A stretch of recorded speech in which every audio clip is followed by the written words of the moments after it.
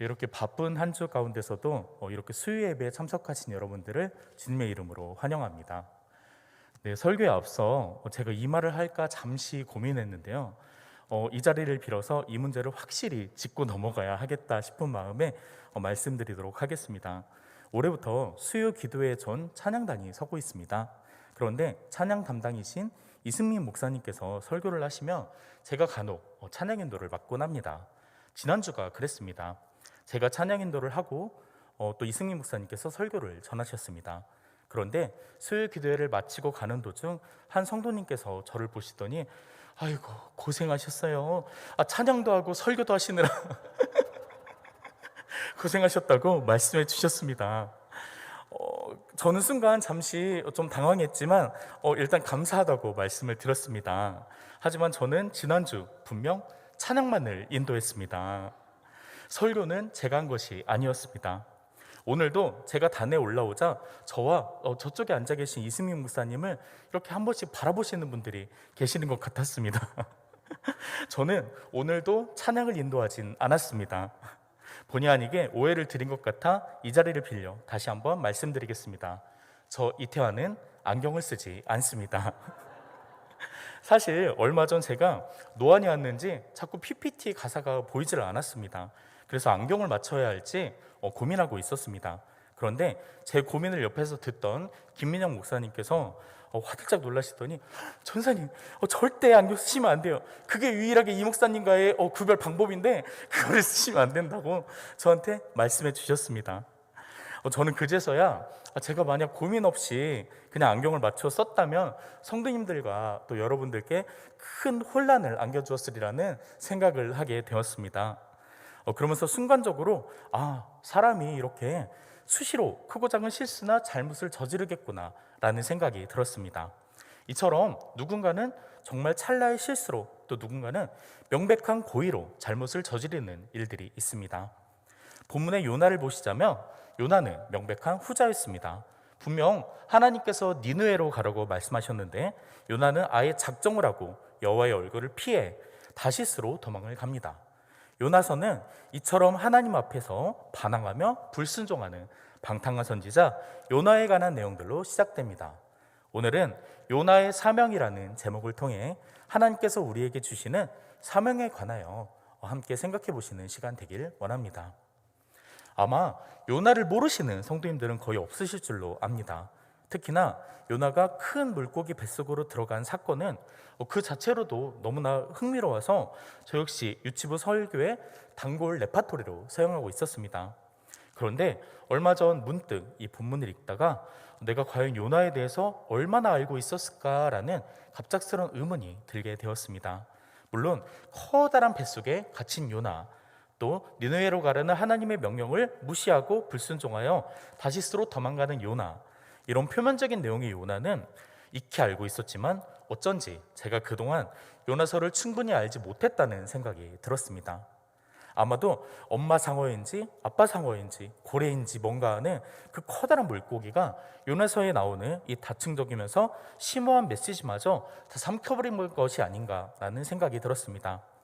그렇게 편견을 버리고 집중해서 본 요나서를 통해 제가 알지 못했던 내용들을 만날 수 있었습니다. 우선 첫 번째, 요나서에 나타나신 하나님께서는 우리에게도 사명을 주시는 분이십니다. 본문 2절에서 요나에게 사명을 주시는 하나님이 등장합니다. 2절을 제가 한번 읽어보도록 하겠습니다. 너는 일어나 저 큰 성읍 니느웨로 가서 그곳을 향하여 외치라. 그 악독이 내 앞에 상달되었음이니라 하시니라. 아멘. 여기서 등장하는 일어나라, 가라, 외치라 라는 동사는 히브리어 원어로 각각 쿰, 렉, 케라라는 말입니다. 이렇게 하나님께서는 요나에게 일어나 가서 외치라고 사명을 주셨습니다. 그런데 정작 사명을 받은 요나는 하나님께서 말씀하신 니느웨로 갈 생각이 추호도 없었습니다. 또 그곳에서 하나님의 말씀을 외칠 생각도 없었습니다. 좀 이상합니다. 보통 성경에서는 일반적으로 하나님께서 선지자에게 명령하신 후 그래서 요나가 니느웨로 갔다라는 기록이 이어져야지 정상입니다. 그러나 요나는 감히 하나님의 명령에 도망칠 생각을 하게 됩니다. 성경 전체를 보더라도 이렇게 자신이 받은 메시지를 전하기도 전에 도망가 버린 선지자는 요나가 유일합니다. 그렇다면 왜 요나는 이렇게 하나님의 명령에 불순종하고 도망가고자 했을까요? 이는 요나서 4장 2절의 말씀을 통해 간략하게 말씀드릴 수 있을 것 같습니다. 4장 2절 말씀을 보시면 요나는 니느웨에 가서 하나님의 말씀을 선포하면 그들이 회개할 것이고 또 하나님께서 그들을 용서해 주실 거라는 사실을 잘 알고 있었습니다. 하지만 요나는 아시리아가 너무나도 잔악한 나라였고 북이스라엘의 원수였기 때문에 이 니느웨가 용서받는 것을 원치 않았습니다. 그러나 사명을 받은 자는 자신의 주관적인 상황을 고려해서는 안 됩니다. 하나님의 말씀을 무시하거나 외면하여서도 안 되며 오로지 사명을 주신 하나님의 명령대로만 행동하여야 합니다. 이렇게 따지자면 요나는 사명자로서 아주 문제가 많은 자였습니다. 그런데 어쩐지 이렇게 불순종하는 요나를 보며 저는 요나 속에서 저의 모습을 발견하게 되었습니다. 하나님의 사명을 감당하기 힘들어 도망다니던 과거의 제가 요나랑 겹쳐보였기 때문이었습니다. 아미떼의 아들로 태어나 갑작스레 사명을 받았던 요나, 저 역시 이운택 씨의 아들 이태한으로 태어나 갑작스레 하나님의 사명을 받게 되었습니다. 철없던 유치원 시절 어느 날 어머니께서 저에게 출생의 비밀에 관하여 말씀해 주셨습니다. 아들아, 너가 태어나기 전에 너를 하나님께 목회자로 드리기로 서원했단다. 어머니의 이 말씀을 듣고 저는 당황하였습니다. 하지만 그때는 너무 어렸기 때문에 그 말의 뜻을 제대로 이해하지 못했습니다. 그저 나이가 들어 목사님이 돼야 된다는 것쯤으로 알아들었습니다. 아무것도 모르게 천둥벌거숭이로 태어나 살아오던 저의 삶은 알고 보니 제가 태어나기도 훨씬 전부터 이미 장래의 일까지 모두 정해져 있었던 것입니다. 멋모르던 초등학교 시절 저는 매 순간 장래의 희망란에 목사라고 적었습니다. 그러나 서서히 나이가 들고 사춘기가 들고 또 머리가 커지자 슬슬 목회자라는 직업에 관한 두려움이 느껴지기 시작했습니다. 무엇보다 부모님께서 목회를 시작하시면서 겪으시는 힘든 일들을 제가 함께 겪다 보니까 목회자의 길이 참으로 힘들다는 사실을 깨달아 갔습니다. 처음부터 장래 희망란에 목사라고 적고 이제 뒤에 조그만하게 통역사나 선생님 등을 적기 시작했습니다. 결국 나중엔 목사가 제일 나중으로 밀리고 다른 직업들이 앞으로 나서게 되었습니다. 성인이 되자 하나님께서는 저의 뜻을 꺾으시며 고신대학교의 신학과로 저를 보내주셨지만 저는 요나처럼 하나님의 뜻 이루기를 거부하며 도망의 길들을 탐색하기 시작했습니다. 배를 타고 다시스로 도망친 요나처럼 저는 한수를 더 떠서 필리핀이나 미국, 영국, 프랑스, 일본 등을 비행기를 타고 열심히 도망다니며 유학과 공부를 핑계로 사명의 길에서 그렇게 멀리 떠나 있었습니다. 어쩌면 요나보다 하나님 앞에서 훨씬 방탕했지만 그때 저는 그 사실을 미처 깨닫지 못했습니다. 아마 지금도 하나님의 은혜가 아니었으면 저는 여전히 어딘가에서 사명을 회피한 채 방황하고 있었을 것입니다. 안타까운 점은 여전히 저처럼 지금도 하나님의 뜻을 이루길 거부하며 도망치는 사명자들이 있다는 것입니다. 혹시나 하나님께서 나에게 주시는 사명에 도망치고 계시다면 지금 이 시간 다시 내게 주시는 사명을 진지하게 마주보는 시간을 가지시길 바랍니다. 그리고 만약 하나님께 아직 받은 사명이 없다면 나의 사명이 무엇인지 하나님께 구하시길 바랍니다. 사명 주시는 하나님께서 우리 모두를 각자의 사명으로 불러주셨습니다. 사명이라고 말하면 흔히 너무 거창하고 뭔가 모두가 목회자나 사역자로서 부름받는 것만을 이야기하는 것만 같습니다. 하지만 우리 중 누군가는 그저 평범한 성도로서 부르심을 받은 이들도 있습니다. 약 2달 전쯤 저희 외할머니께서 소천을 하셨습니다. 90살을 넘기셨던 저희 외할머니께서는 시골 교회의 개척 멤버셨고 또 70년 넘게 그 교회를 섬기시던 평범한 성도님이셨습니다. 또 권사님이셨습니다. 할머니는 목사가 된 아버지께는 목사님이라고 또 전도사인 저에게는 전도사님이라고 높임말을 써주시며 저와 아버지를 사위와 손주가 아닌 사역자로서 잘 섬겨주셨습니다. 할머니께서는 70년이 넘는 세월 동안 매일같이 교회 새벽 예배, 수요 예배, 금요 기도회, 주일 예배 등을 빠지지 않고 드리셨습니다. 코로나가 극심했을 무렵 새벽 예배가 닫히고 또 교회 봉고차가 끊긴 상황 속에서도 이른 새벽 일어나 교회까지 30여 분을 걸어가셔서 꼭 교회 앞에서까지 가셔서 기도를 하고 돌아가셨습니다. 그래서 평안한 노년을 보내시리라 짐작했던 할머니의 갑작스러운 병원 행에 모두가 놀랐습니다. 병원에서는 폐암 4기라는 진단이 내려졌습니다.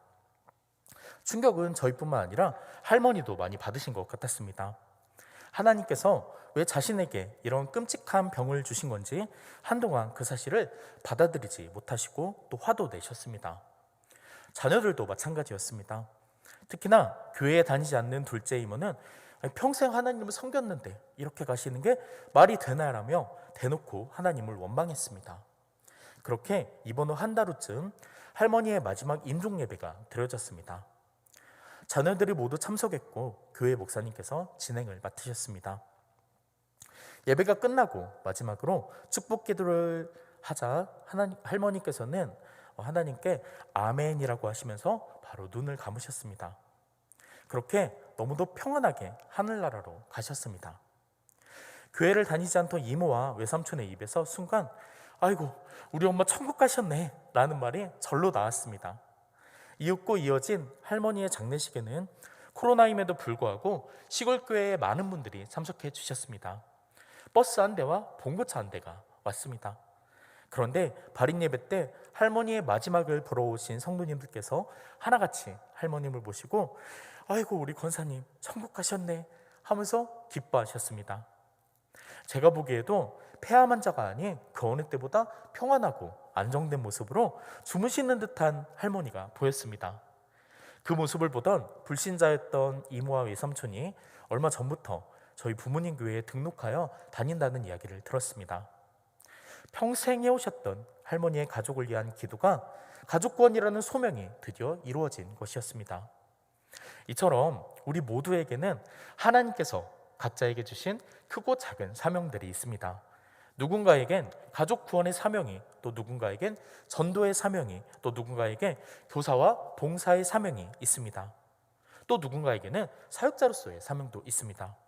부디 이 사명을 기억하시며 사명에서 끝까지 도망치지 않으시는 여러분들이 되시길 바랍니다. 본문의 요나는 아직 도망을 멈추지 않았습니다. 2절에서 요나는 하나님의 일어나라는 말에 부분적으로 순종합니다. 그러나 그렇게 명령을 받은 채 요나는 일어나 도망치기 시작합니다. 계획은 완벽했습니다. 니느웨의 반대편인 니느웨보다 더 먼 다시스로 도망가는 것이었습니다. 아마 그곳으로 간다면 하나님께서 귀찮아하더라도 다른 선지자를 보내시리라 생각했을지 모릅니다. 뱃상 역시 니느웨에 갈 때보다 2배 이상이 들었을 것입니다. 요나는 갑절의 시간과 갑절의 돈까지 들어가며 적극적으로 불순종하고 과감하게 죄를 짓습니다. 그러나 하나님께서는 이를 그냥 두고 보시지 않으십니다. 두 번째입니다. 하나님은 때론 시련을 통해 사명을 이루게 하십니다. 요나서 1장 4절에는 하나님을 거역한 요나가 다시스행 배를 타고 도망가다가 큰 풍랑을 만난 내용이 기록되고 있습니다. 4절을 보시겠습니다. 여호와께서 큰 바람을 바다 위에 내리심에 바다 가운데 큰 폭풍이 일어나 배가 거의 깨지게 된지라. 아멘 라고 나옵니다. 하나님께서 보내신 바다 위의 큰 바람은 배 주변에 태풍을 몰고 왔습니다. 이로 인해 배는 거의 부서지게 되었습니다. 뱃사람들은 두려움에 사로잡혀 저마다 자신들의 신들에게 부르짖었습니다. 몇몇 사람들은 배를 가볍게 하려고 배 안에 있는 짐들을 바다에 내던집니다. 그야말로 아수라장입니다. 하지만 요나는 배 밑창으로 들어가 누워 깊이 잠들어 있습니다. 히브리어를 헬라어로 번역한 70인 역에는 이때 요나가 코를 골며 깊은 잠에 빠졌다고 나옵니다. 갑판에서 난리가 나 있고 배가 요동치는 이런 소란스러운 상황 가운데 깊은 잠에 빠져 있는 요나, 상식적으로 이해하기가 힘듭니다. 사랑하는 성도님들, 죄악은 이렇게 우리를 잠식하게 합니다. 죄는 하나님의 경고하심을 듣지 못하게 우리의 귀와 또 영혼을 잠식시키는 것입니다. 이러한 영적 수명 상태에 빠진 요나는 하나님께서 주시는 풍랑이라는 시련 가운데서도 하나님께 기도하지 않습니다. 오히려 이방인들이 각자의 신에게 드리는 기도들만 성경에 기록됩니다. 이쯤 되었으면 하나님께서도 포기하실 만합니다. 만약에 저였다면 이 정도 말을 듣지 않는 사람은 그냥 포기하고 차라리 순종적인 다른 사람을 데려다가 사용했을 것입니다. 하지만 하나님께서는 끝까지 사명자 요나가 돌아오기를 기다려 주셨습니다. 여기에서 하나님의 은혜가 드러납니다. 요나서를 읽다 보면 이렇게 하나님께서는 결코 심판을 위한 심판이나 또 분노를 위한 심판을 하지 않으신다는 사실을 발견하게 됩니다. 요나뿐만이 아닙니다. 우리들의 삶 속에서도 하나님께서는 늘 그러해 오셨습니다. 완전히 배가 박살나서 가라앉은 일만 남았던 남노한 우리들의 삶 가운데서도 하나님께서는 그 난파된 자리를 하나님의 손으로 막아주고 계셨습니다. 풍랑이 가득한 세상 가운데 사명의 길을 가지 않으려 하나님을 외면하며 갈등하는 연약한 우리들을 늘 묵묵히 기다려 주셨습니다. 만약에 요나나 우리가 조금만 위를 보았다며 우리를 지켜보시는 그분의 따스한 눈빛과 마주했을 것입니다. 하지만 죄는 우리 모두의 눈을 멀게 만들었고 먼 곳으로 도피시켜 영혼을 잠재웠습니다. 사랑하는 광주은광교회 성도님들, 여러분들의 삶은 어떠십니까? 이 시간 우리들의 삶을 점검해 보시길 바랍니다. 혹시 하나님께서 원하시는 니느웨의 사명의 길을 저버리고 나의 의지대로 세상의 길인 다시스로 가고 계시진 않으십니까? 그런 분들이 계시다면 지금 당장 눈을 들어 하나님을 바라보고 회개해야 할 줄로 믿습니다. 이 시간 영적 수면 상태에서 깨어나 주님의 길로 다시 나아가시는 여러분들이 되시길 바랍니다. 결국 하나님께서는 선언을 통해 잠들어 있는 요나를 깨우십니다.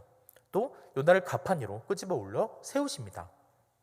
그러나 요나는 눈을 뜨고도 멍한 채 여전히 자신의 잘못을 깨닫지 못합니다. 결국 제비 뽑기에 뽑히고 나서야 비로소 자신 때문에 그 일이 일어났는지를 깨닫게 됩니다. 그제서야 죄책감을 느낀 요나는 자신을 바닷속에 던져달라고 요구합니다. 풍덩. 결국 요나는 풍랑 속에 던져집니다. 선원들은 요나가 하나님을 배반하여 바닷속으로 던져도 죽었다고 생각했을 것입니다. 요나 역시 자신의 삶이 여기까지라고 생각했을 것입니다. 그렇게 바닷속으로 던져지는 그 순간 살을 내릴 듯한 차가운 무섭고도 거센 해일이 나약한 요나를 덮쳐옵니다. 이 엄청난 하나님께서 주시는 시련의 분노는 요나의 육체를 이리저리 요동치게 만듭니다. 아무리 올라가려고 발버둥 쳐도 바다의 매서운 소용돌이는 그를 자꾸만 바다 밑으로 깊숙이 이끕니다. 아주 심해 저 밑바닥 깊은 곳까지 죽음 직전까지 요나가 도달하자 이번에 바다의 물풀들이 요나를 덮칩니다. 옴짝달싹 못하게 요나를 얽어맵니다. 숨을 쉴 수 없고 움직일 수 없다는 답답한 고통과 온몸을 바늘로 찔러대는 듯한 차가운 한계와 공포 속에 요나는 더 이상 견딜 수가 없었습니다. 요나는 여기서 자신이 죽게 되었다고 생각합니다. 그러자 요나는 내가 주의 목전에서 쫓겨났을지라도 다시 주의 성전을 바라보겠나이다 라는 유언을 남깁니다. 그런데 요나의 죽음을 목전에 둔 마지막 고백은 하나님의 마음을 움직였습니다. 하나님께서는 준비해 두신 큰 물고기가 요나를 삼키게 하십니다.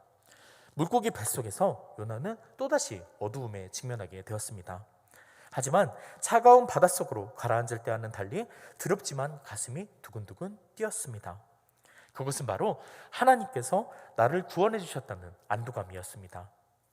죽을 수밖에 없었던 자신을 하나님의 명령을 거역하고 하나님의 낯을 피해 타락한 무리들처럼 도망가려 했던 자신을 하나님께서 살려주셨던 것입니다. 사랑하는 광주교회 성도님들, 때로는 하나님께서 주시는 시련이 우리를 사랑해서 주시는 시련이라 믿으시길 바랍니다. 우리를 엇나가지 않게 하시려고, 또 하나님의 자녀로 살게 하시려고, 사명을 감당하려며 우리에게 주시는 하나님의 시련 속에서 진정한 하나님의 구원을 체험하시는 모두가 되시길 바랍니다. 마지막입니다. 세 번째로 하나님께서는 사명을 위해 기도하게 하십니다. 요나는 자신의 삶이 끝났다고 생각했던 순간에 큰 물고기 속으로 들어가 또 한 번 삶의 기회를 얻게 되었습니다. 하지만 잠깐 순간의 안도 후 다시 불안감이 요나를 엄습해 왔습니다. 2장 2절에 보시면 요나는 자신의 처해진 상황을 수올의 뱃속으로 칭하고 있습니다. 스올은 무덤이란 뜻으로 요나가 지금 처한 상황이 죽음과도 같다는 것을 의미합니다. 사랑하는 성도님들, 만약 우리가 망망대해 가운데 물고기 뱃속에 갇혀 있다고 생각해 보시길 바랍니다. 어두컴컴하고 숨이 막히고 죽음의 두려움이 계속해서 찾아옵니다. 귓속에는 바다의 파도 소리와 물고기의 움직이는 소리만이 고요하게 들립니다. 혹시나 물고기가 죽거나 잘못하여서 밖으로 튕겨져 나가게 된다면 바닷속으로 빠져 죽게 될 것입니다. 물고기 뱃속에 썩은 음식 냄새는 머리를 진동합니다. 물고기 속이 얼마나 넓었는지 정확하게 알 수는 없지만 분명 움직이는 것도 쉽지 않았을 것입니다. 편하게 누워 잠을 잘 수도 또 먹을 수도 없는 이곳에서 우리들이 할 수 있는 것이 무엇이겠습니까? 바로 기도입니다. 저 역시 이렇게 앞이 보이지 않는 위기의 상황에 봉착했던 적이 있었습니다. 이것을 어떤 사람들은 사명자가 겪는 흔한 신병이라고도 이야기하기도 합니다. 하나님께서 주신 사명과 또 사명자로서의 삶을 거부한 채 해를 떠들며 불순종하며 방탕한 삶을 살아가던 저에게 어느 날 이 병이 찾아왔었습니다. 한국으로 돌아온 어느 날 시작된 작은 기침이 곧 깊은 기침으로 변하게 되었습니다. 갈수록 살이 빠지는 것이 이상해 동네 병원에 가보았지만 감기라고만 이야기할 뿐이었습니다. 하지만 약을 먹어도 상황이 호전되지 않자 더욱더 큰 병원에 가보았습니다. 병원에서 CT를 찍어보니 원인을 알 수 없는 이유로 폐에 물이 차고 있다는 이야기를 들었습니다. 일반적인 폐결핵이나 기운과도 조금 다르다고 이야기를 들었습니다. 그날부로 입원을 하여 매일같이 폐에서 물을 몇 리터씩 빼내게 되었습니다. 기침은 갈수록 심해졌고 통증 역시 심해졌습니다. 단식의 명령으로 식사와 물조차 마시지 못하다 보니 살이 더욱 빠지기 시작했습니다. 결국 믿기 어려우시겠지만 몸무게가 38kg 정도까지 떨어졌습니다. 가히 사람의 몰골이 아니었습니다. 그렇게 한 달여쯤 병원에 있다가 중환자실로 침대가 옮겨졌습니다. 그렇게 6인실 중환자실에서 하루 걸러 한 명씩 장례식장으로 사람들이 이동하는 것을 지켜보야만 했습니다. 마지막으로 제 옆에 누워있던 30대의 한 형이 장례식장으로 이동하는 것을 보고 문득 두려움이 앞서게 되었습니다. 왠지 다음 순번이 저일 것 같다는 생각이 들었습니다. 그날 저녁 연회 시간이 끝나고 불이 꺼진 컴컴한 병실에서 홀로 침대에 누워 기운도 없이 멍하게 천장을 바라보고 있었습니다. 그러다 갑자기 억울한 마음이 들었습니다. 저를 볼 때마다 회개하라 말씀하시는 어머니께도 화가 났습니다. 또 왜 나에게 이런 사명을 주셨는지 하나님을 향한 원망의 감정들이 튀어나왔습니다. 그러다 문득 실제로 그랬는지 확실하진 않지만 어머니께서 먼 복도에서 저를 위해 기도하는 것 같은 소리가 들려오는 것 같았습니다. 간절한 그 기도 소리가 한참 후에 노래로 바뀌어 들리는 것만 같았습니다. 누군가 널 위하여 누군가 기도하네. 내가 홀로 외로워서 마음이 무너질 때 누군가 널 위해 기도하네. 이 찬양의 곡조가 저의 귀를 간지럽혔습니다. 저는 누군가가 저를 위해 기도해 준다는 사실을 깨닫고 그 순간 너무도 감사한 마음이 들었습니다. 그제서야 감사함과 미안함이 교차하며 하나님께 회개와 감사의 기도가 쏟아져 나오기 시작했습니다. 사랑하는 성도님들, 위기를 이겨내는 힘은 기도밖에 없다는 사실을 깨달으시길 바랍니다. 무엇보다 사명자들을 위해 기도해 주시길 바랍니다. 목사님들과 강도사님, 또 전도사님들과 또 교회의 성도님들, 내 가족들, 또 가족들의 사명을 위해 또 혹은 아직 사명을 듣지 못한 채 어둠 속에서 방황하는 우리의 가족들과 그들을 위해 함께 기도해 주신 여러분들이 되시길 바랍니다. 모든 사명에 반드시 기도가 필요합니다. 결국 그렇게 시작된 저의 기도는 저의 사명을 마무리하며 마무리가 되었습니다. 저의 사명을 고백하며 마무리가 되었습니다. 하나님께서는 그런 저에게 앞으로의 사역의 길을 보여주셨습니다.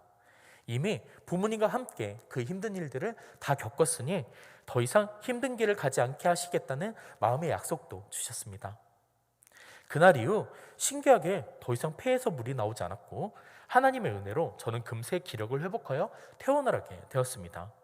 그때 선생님께서 이 병이 나으려면 살이 찌면 된다라고 이야기했는데 그야말로 완벽하게 살이 찌게 되어 이제는 완벽히 이 병에서 자유롭게 되었습니다.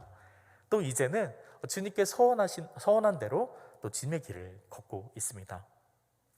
본문으로 돌아가 보겠습니다. 2장 8절에 보시면 요나 역시 두려움 가운데 하나님께 기도를 시작합니다. 8절에 거짓되고 헛된 것을 숭상하는 모든 자는 자기에게 베푸신 은혜를 버렸사오나, 요나는 이처럼 하나님의 명령을 저버린 자신을 회개하며 기도를 시작합니다. 그리고 그 회개에 이어 9절에서는 요나의 감사가 터져 나옵니다. 나는 감사하는 목소리로 주께 제사를 드리며 나의 서원을 주께 갚겠나이다. 구원은 여호와께 속하였나이다. 아멘. 요나는 주님의 은혜에 감사하지 않을 수 없었습니다. 어떠한 불충함 앞에서도 자신을 버리지 않으시고 새로운 삶의 기회를 주신 하나님의 사랑을 체험했습니다. 차가운 바닷물이 아직 마르지 않았습니다. 마른 소금기가 그의 온몸을 따갑게 괴롭혔지만 여전히 물고기 속이었지만 그는 행복했습니다. 그 순간 요나의 서원이 이어집니다. 그가 어떤 서원을 했는지 정확하게 알 수는 없지만 아마 기회를 주신다며 다시 하나님께서 말씀하신 사명을 감당하여 니느웨로 가겠다는 고백이었을 것입니다.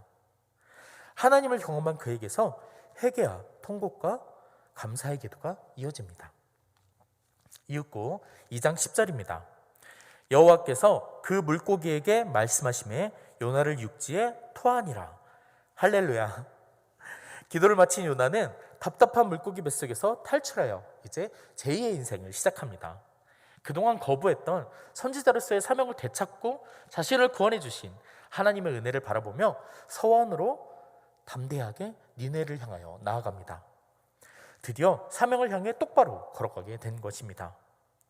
사랑하는 광주은광교회 성도님들, 이처럼 우리도 기도를 통하여 사명의 길로 나아가야 합니다. 만약 주님께서 주신 이 사명으로 나아가지 않는다면 우린 어두운 바다의 밑바닥이나 혹은 지옥의 불구덩이로 갈 수밖에 없습니다. 하나님께서는 오늘도 저 패악한 세상을 향해 나아가 회개를 외칠 수 있는 한 사람의 사명자를 찾으시고 또 기도로 준비시키시길 원하십니다. 그게 저와 여러분들이 되시길 바랍니다. 아무 능력도 없고 불순종하기까지 한 요나는 하나님의 강권으로 결국 사명을 완수합니다. 과거 하나님께 죄를 지은 선지자이자 도망자이자 하나님께 불순종한 요나였지만 하나님께서는 요나의 과거를 다 잊으시고 요나를 다시 살리셔서 기도하게 하시고 다시 한번 명령을 내려주십니다. 3장 1절의 말씀입니다. 제가 읽도록 하겠습니다. 여호와의 말씀이 두 번째로 요나에게 임하니라. 이르시되 일어나 저 큰 성읍 니느웨로 가서 내가 내게 명한 바를 그들에게 선포하라. 아멘. 여기서도 1장 1절과 마찬가지로 일어나라, 가라, 외치다가 사용됩니다. 결국 새 사명을 외친 요나는 큰 구원의 강물이 되어 멸망의 니느웨 성읍을 희망으로 바꾸어 놓습니다. 결론입니다.